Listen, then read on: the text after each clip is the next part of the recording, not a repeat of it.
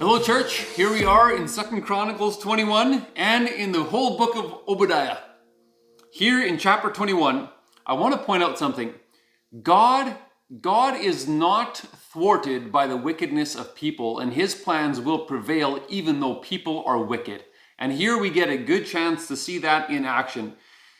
You know how in 2 Samuel chapter 7, God had said, he spoke a covenant to David. A covenant that points to Jesus, and that through David's family line, there would be a lineage, a dynasty of kings that would point to the King of Kings. And here we get into the story. There's two generations back to back in which everybody is wiped out except one person. Here in chapter 21, verse 4 to 5, we see that Jehoram established himself by killing all of his family. He's the only branch in that family tree.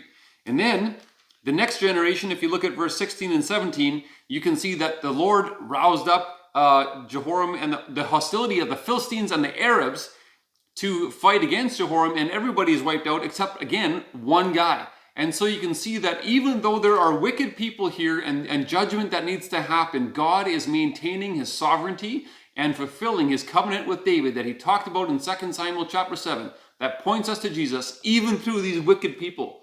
That's something that should fill us with praise. And as we think about that, like this Jehoram, God, we can learn from him even though he lived a life that is actually an example of what not to do.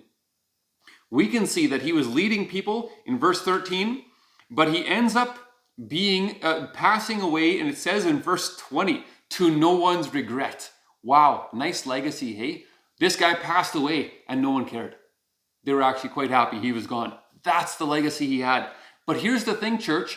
Really, if you want to simplify this, there are two groups of people in the world, and we could ask this question: who are we leading like? Jehoram, or are we leading like we ought to? Here in verse 13,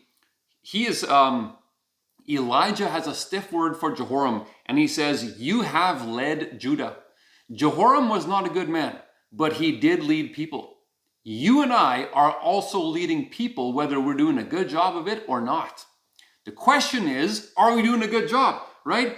In the New Testament, in 2 Corinthians chapter 4, God talks about these unbelievers who are blind. And then Jesus says what happens when a blind person leads a blind person. In Matthew 15, Jesus said, if the blind lead the blind, they both fall into a pit.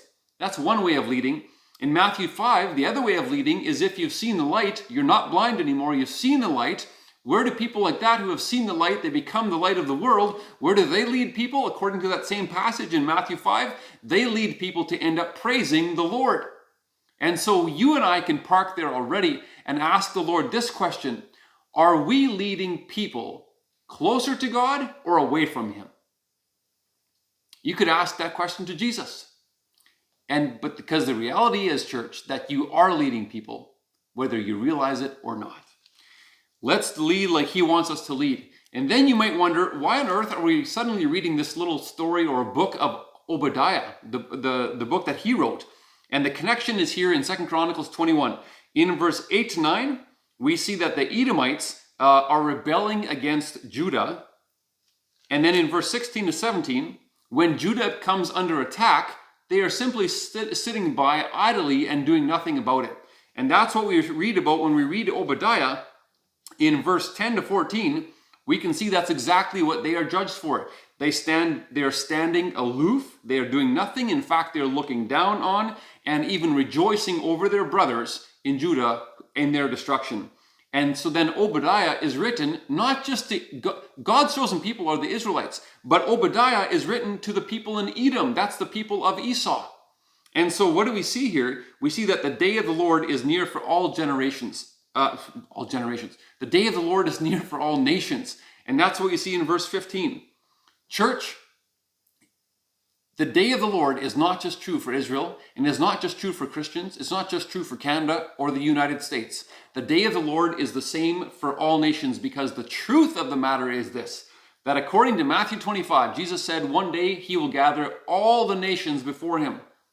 The truth of Jesus as the only way to salvation is that there is only one way to salvation, and it is through none other than Jesus Christ. That is the truth. And so we could ask a question: Jesus, am I willing to stand for truth? Ask him that question. But on the heels of that question, we also not only we shouldn't all just reflect the truth of Jesus, we should be reflecting the love of Jesus.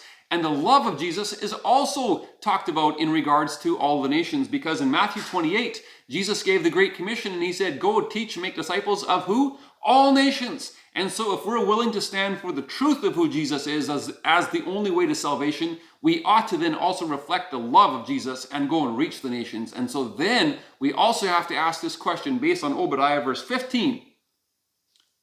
Lord Jesus, what am I doing to contribute towards reaching the nations for you? Because the reality is, church, that the day of the Lord is near for everyone. Spend some time with Jesus, asking him those questions today, and enjoy your day with Jesus.